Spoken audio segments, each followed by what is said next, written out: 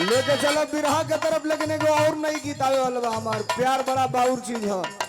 कोनो लड़की झांसा में पड़ के मोहब्बत कर लिहलस, बाद में ओकर अंजाम बड़ा बुरा हो गई। कहत रहे का कहलस मास्टर,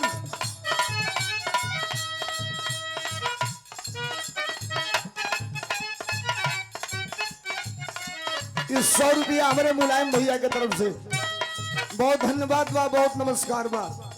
प्यार में पड़ के तू हंस काली हनीला भुमरज सदिया राजा जी। प्यार में पड़ के तू हंस काली हनीला भुमरज सदिया राजा जी। ओहो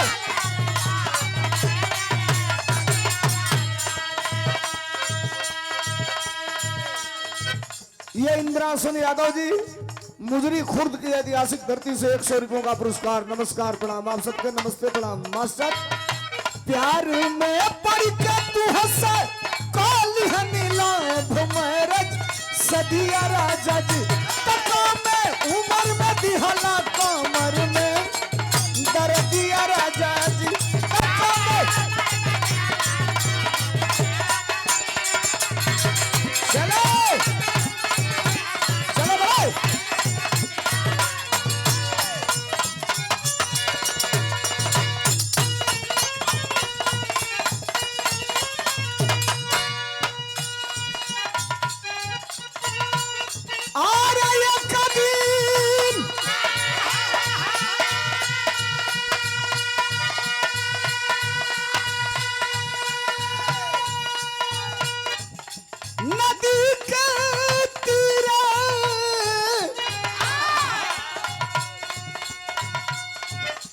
आजात रहनी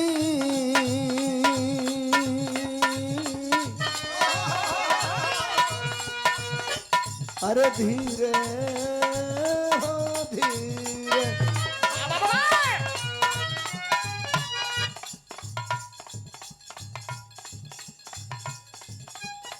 रुको, दुर्गेश यादव, सुभाष यादव के परम मित्र अवधेश यादव समाजवादी पार्टी के युवा नेता हैं, मेरे छोटे भाई हैं। बनरही की धरती से 2 को 50-50 रुपया का नोट, 100 रुपया भाई की तरफ से सादर धन्यवाद बा, नमस्कार बा, प्रणाम बा। आप सबके नमस्ते प्रणाम बा। और ये राम सिंह यादव मंटू भैया की तरफ से मोरंग बालू और गिट्टी के लिए देखा। अब यही कार्ड आइला, करेक्ट समय पर डिलीवरी के लिए संपर्क करें। नई गाड़ी डंपर ट्रक से गिट्टी बालू मोरंग उचित मूल्य पर मिलता है।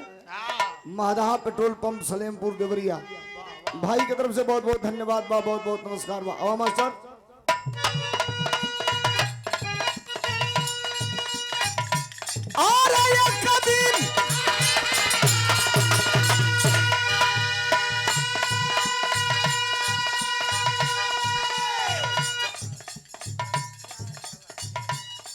पंकज भैया चाय वाले, पंकज यादव चाय वाले, कमहरिया चौराहा यावत काम से कहना भास्कर भाई चाय पियावे के, लेकिन इतना लेट रहा कि ना रुक पोनी हो जाए, जल्दी जल्दी में झटकले में चली नहीं है। ये पंकज भाई की तरफ से 100 रुपया का पुरस्कार बा, नमस्कार बा, प्रणाम बा।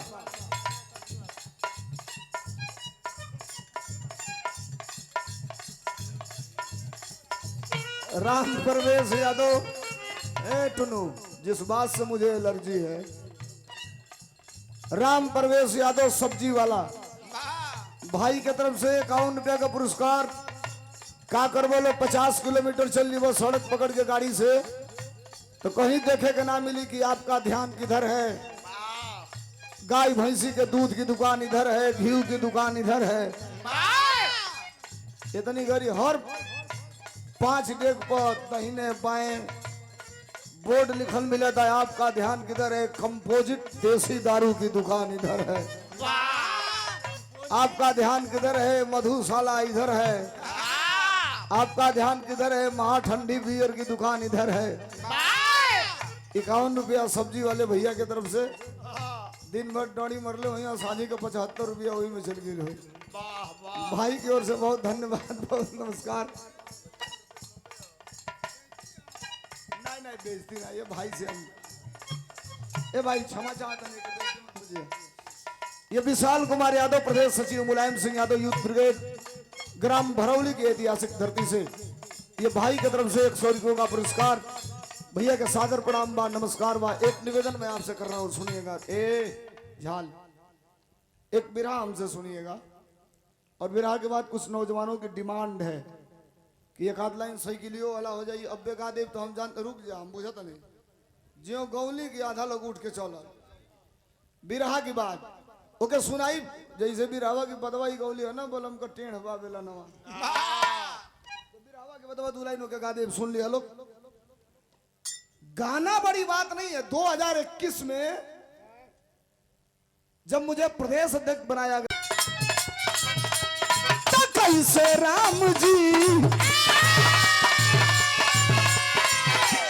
तो कैसे राम जी लगई हाँ बेड़ा पार, तो कैसी उनकी घरवे में भई, तो कैसे राम जी लगई हाँ बेड़ा पार, तो कैसी उनकी घरवे में भई।